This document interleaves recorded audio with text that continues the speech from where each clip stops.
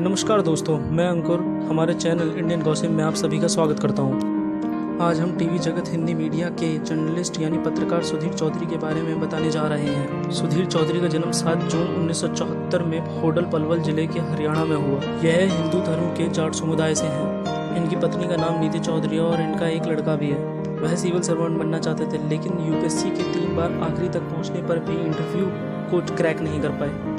सुधीर चौधरी ने बीए की पढ़ाई दिल्ली यूनिवर्सिटी से की और फिर institute of mass communication in journalism से डिप्लोमा किया। सुधीर चौधरी ने 1993 में हिंदी मीडिया के सबसे बड़े न्यूज़ चैनल जी न्यूज़ में पत्रकार के रूप में काम किया। फिर इन्होंने 1999 में कारगिल युद्ध और 2001 भारतीय संसद पर हुए आतंकी हमलों से संबंधित घटनाओं को प्रकाशित किया। फिर इन्होंने 2001 में ही इस्लामाबाद में अटल बिहारी वाजपेयी और परवेज मुशर्रफ की बैठक को प्रकाशित किया। इसके बाद इन्होंने 2003 में जी न्यूज़ छोड़ दिया और फिर हिंदी मीडिया सहारा समय को ज्वाइन किया। फिर वहां से भी जाने के बाद कुछ समय के लिए एक और प्रकाशित मीडिया चैनल इंडिया टीवी को ज्वाइन किया। इसके बाद सुधीर चौधरी ने 2012 में फिर से जी न्यूज़ के बड़े show prime time show daily news and analysis यानी डीएनए को होस्ट करना शुरू किया।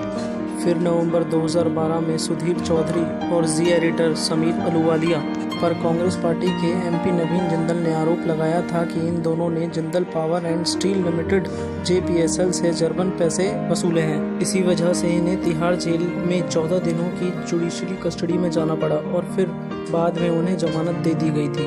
सुधीर समीर ने कोलगेट घोटाला में जिंदल की कंपनी से संबंधित नकारात्मक रिपोर्ट न दिखाने के लिए 100 करोड़ रुपए लिए थे। इसी के संबंध में एक छोटा सा क्लिप जिसमें ये बैठे नजर आ रहे हैं।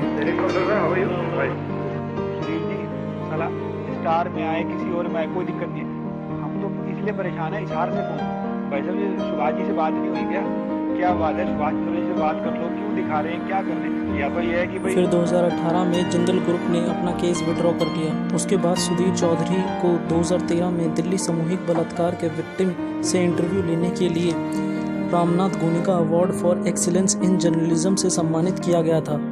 फिर सुधीर चौधरी पर 2019 के तृणमूल कांग्रेस पार्टी की एमपी महुआ मोइत्रा पर यह इल्ज़ाम लगाया था कि उन्होंने रोमन लोगमैन की स्पीच को प्लेगराइज किया है। इसके बाद ही एमपी महुआ मोइत्रा ने क्रिमिनल डिफामेशन केस दर्ज करवा दिया था।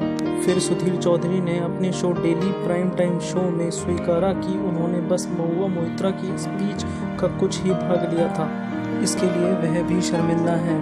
फिर उसके बाद महुआ के खिलाफ भी जी न्यूज़ ने महुआ द्वारा जी न्यूज़ को चोर एंड पेड न्यूज़ बोलने जाने पर डिफामेशन केस दर्ज कराया। अभी हाल ही में 11 मार्च 2020 को जी न्यूज़ के चैनल डीएनए में दिखाई गई एक रिपोर्ट जो कि जम्मू के ज़मीन जिहाद को लेकर के थी। उसी रिपोर्ट के ऊपर केरल के किसी वर्ग के लोगों ने 24 मार्च 2020 को गैर जमानती धाराओं को लिखवाकर एफआईआर दर्ज करवाई है, जो कि एक राजनीतिक संगठन है। अंत में एक इंटरेस्टिंग बात, यह प्रति माह 25 लाख रुपए कमाते हैं। ऐसे ही आने वाली अन्य अपडेट्स के लिए हमारे चैनल को लाइक करें, सब्सक्राइब करें और बेल आइकन को प्रेस करना ना भूलें।